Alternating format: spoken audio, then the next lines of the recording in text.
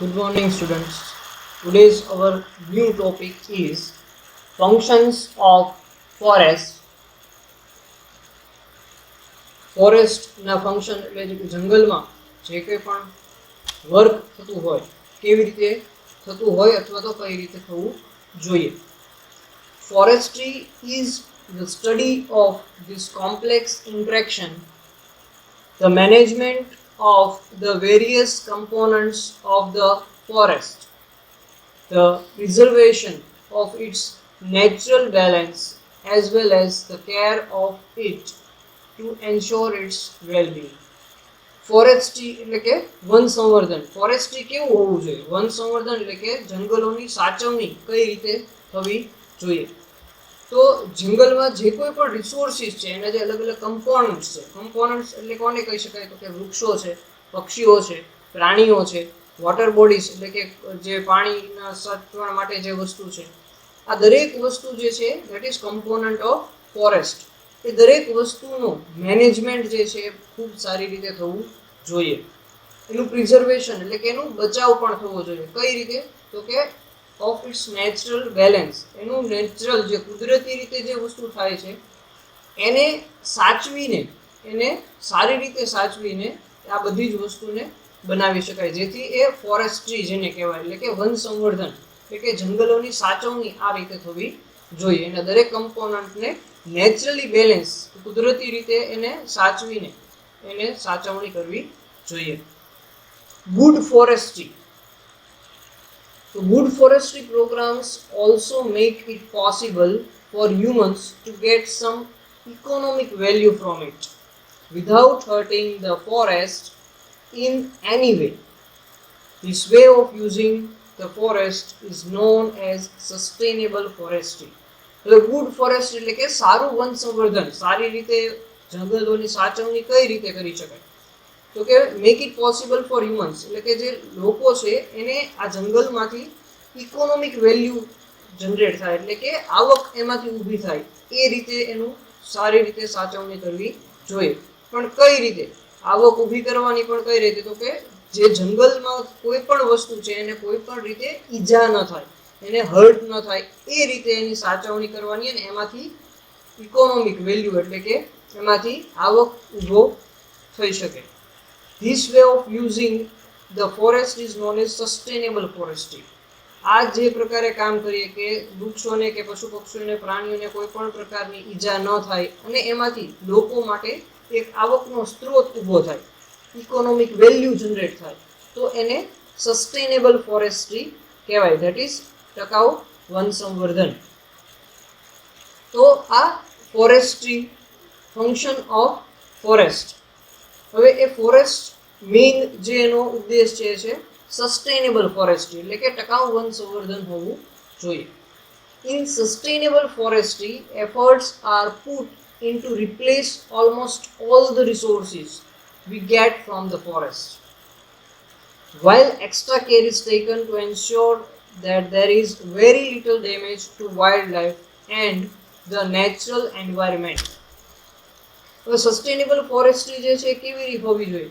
તો કે જે કોઈ પણ વસ્તુ છે, જે કોઈ પણ રિસોર્સિસ છે એ દરેક રિસોર્સિસને ઓલમોસ્ટ રિપ્લેસ કરવાના અથવા એવી જ વસ્તુથી રિપ્લેસ અથવા તો એના જેવી વસ્તુથી રિપ્લેસ થવું જોઈએ, તો એ સસ્ટેનેબલ ફોરેસ્ટ્રી કહેવાય. અને કઈ રીતે? તો એને અલગથી એક સારી રીતે સાચવણી અને એની જાળવણી કરીને, જેનાથી કોઈ પણ વાઇલ્ડ લાઈફને અથવા તો નેચરલ એન્વાયરમેન્ટને નુકસાન ન થાય એ રીતે એ વસ્તુ કરવી જોઈએ.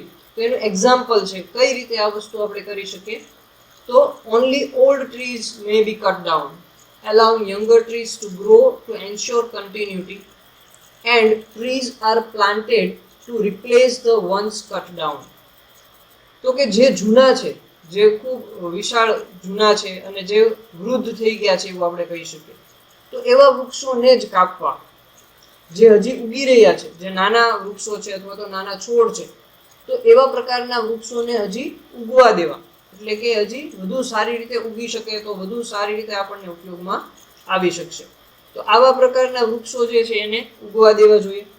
જે વૃક્ષો આપણે કાપીએ છીએ એ વૃક્ષોને બીજા વૃક્ષો ઉગાડીને રિપ્લેસ કરવા જોઈએ. એટલે જે કાપીએ છીએ, જેટલા વૃક્ષો કાપીએ છીએ એટલા ને એટલા જ વૃક્ષો સામે ઉગાડવા જોઈએ, જેથી કરીને એ વસ્તુ કન્ટિન્યુટી શરૂ રહે છે.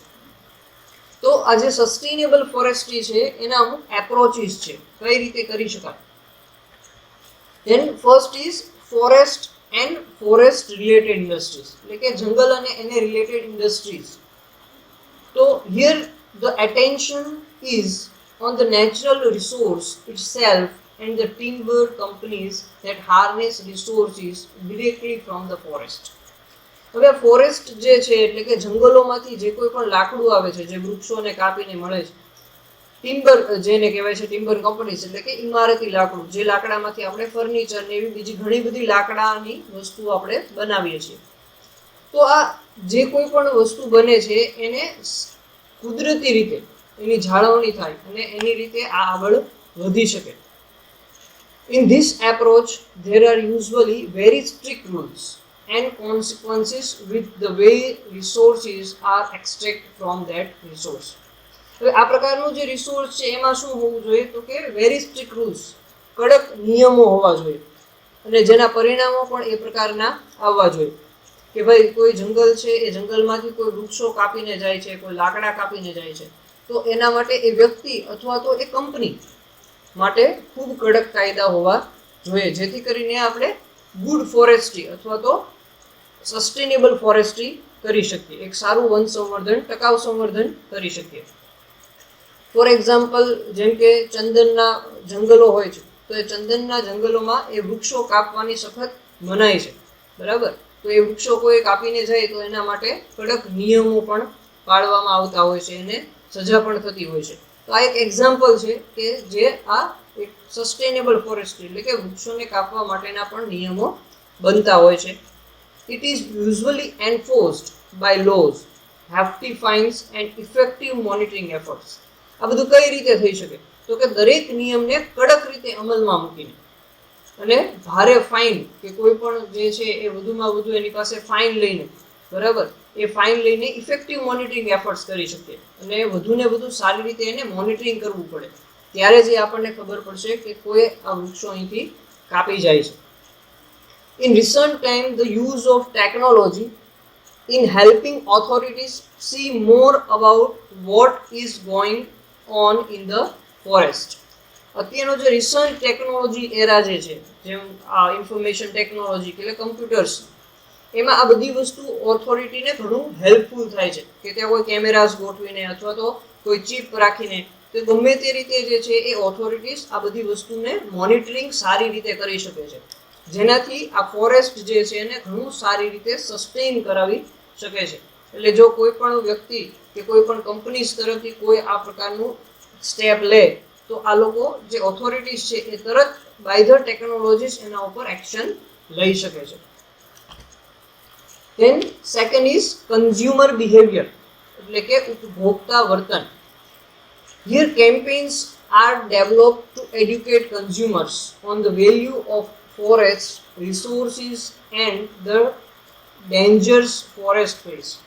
હવે આ જે કન્ઝ્યુમર બિહેવિયર એટલે કે ઉપભોક્તા વર્તન, જે સામાન્ય લોકો છે અથવા તો દરેક કંપની છે એ કન્ઝ્યુમર કહેવાય છે, એટલે કે ઉપભોક્તા કહેવાય છે.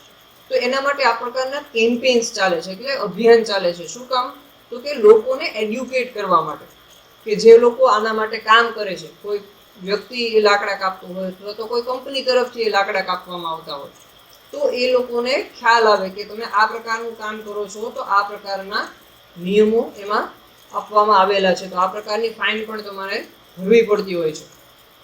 તો કેટલી હદે એ વસ્તુ નુકસાન થઈ શકતી હોય એના માટેના કેમ્પેન્સ ચાલતા હોય છે, અભિયાન ચાલતા હોય છે, જેથી લોકોને વધુને વધુ એ વિશે માહિતી મળી શકે. Efforts are directed to make people become more environmentally aware and friendly. એવા વધુને વધુ કામ કરવામાં આવે છે કે લોકોને ડિરેક્ટ કરી શકે, એ લોકોને ધ્યાન દોરી શકે કે આ વાતાવરણથી કઈ રીતે તમે મિત્રતા કરી શકો, કે ભાઈ વધુને વધુ વૃક્ષો વાવો તો વધુ સારું નેચરલ એન્વાયરમેન્ટ ક્રિએટ થશે. તો મોર એન્વાયરમેન્ટલી અવેર એન્ડ ફ્રેન્ડલી એટલે ખૂબ સારી રીતે કઈ રીતે એ વાતાવરણ એની ઇફેક્ટ આપે છે, બરોબર. કારણ કે વૃક્ષો કાપવાથી જે છે ઘણા બધા નુકસાન થતા હોય છે, જે આપણે અત્યારે જોઈ રહ્યા છીએ. તો આ બધી જ વસ્તુ જે છે એને ભેગું કરીને એના માટે અમુક કેમ્પેન્સ ચલાવીને એને લોકોને ડિરેક્ટ કરીને એવા પ્રકારના કામ કરવામાં આવતા હોય છે જેથી લોકો વધુને વધુ આ વસ્તુમાં જાગૃત થઈ શકે. એના માટે એક્ઝામ્પલ છે, people are encourage to recycle more, to use paper products from recycled pulp and to encourage everyone to join the fight to save our forest. તો જે લોકોને વધુને વધુ એન્કરેજ કરવામાં આવે, એ લોકોને વધુને વધુ આ કામ કરવા માટે પ્રેરિત કરવામાં આવે. એન્કરેજ એટલે કે પ્રેરિત કરવું. ટુ રિસાયકલ મોર, રિસાયકલ એટલે કે એકની એક વસ્તુને વારંવાર એનો ઉપયોગ કરવો. કે ધારો કે કાગળ છે તો એ વસ્તુ ખરાબ થઈ જાય તો એને રિસાયકલ કે એમાંથી ફરી વખત એની નવી વસ્તુ બનાવવામાં આવે, કાગળની વસ્તુ ફરી વખત બનાવવામાં આવે. તો એ રિસાયકલ વસ્તુ વધુ વધુ વાપરવામાં આવશે તો એટલા વૃક્ષો જે છે ઓછા કાપવા પડશે. કારણ કે જેટલા વૃક્ષો કાપશો એટલા આ વાતાવરણને તકલીફ થશે. એમાંથી લાકડું ને પછી એમાંથી કાગળ ને એ બધી જ વસ્તુ જે છે બનતી રહેશે. પલ્પ એટલે કે કાગળનો જે ભૂકો, જેને છોલ આપણે કહીએ છીએ. તો વધુને વધુ આ વસ્તુને રિસાયકલ કરવામાં આવે એના માટે લોકોને પ્રેરિત કરવામાં આવે છે, એન્કરેજ કરવામાં આવે છે. And to encourage everyone to join the fight to save our forest. અને વધુને વધુ લોકોને પ્રેરિત કરવામાં આવે છે શેના માટે? તો કે આપણા જે જંગલો જે છે, જે વૃક્ષો જે છે એને વધુને વધુ બચાવવામાં આવે એના માટે, ફાઇટમાં જોઈન થવા માટે કે ભાઈ તમે પણ આ મુહિમમાં જોડાઓ અને વધુને વધુ આપણે વૃક્ષોનો બચાવ કરીએ અને જંગલોનો બચાવ કરીએ. તો today's the topic is functions of forest, કે ફોરેસ્ટમાં કયા પ્રકારના ફંક્શન થતા હોય છે અથવા તો થવા જોઈએ. Forestry, good forestry and sustainable forestry. Thank you for today.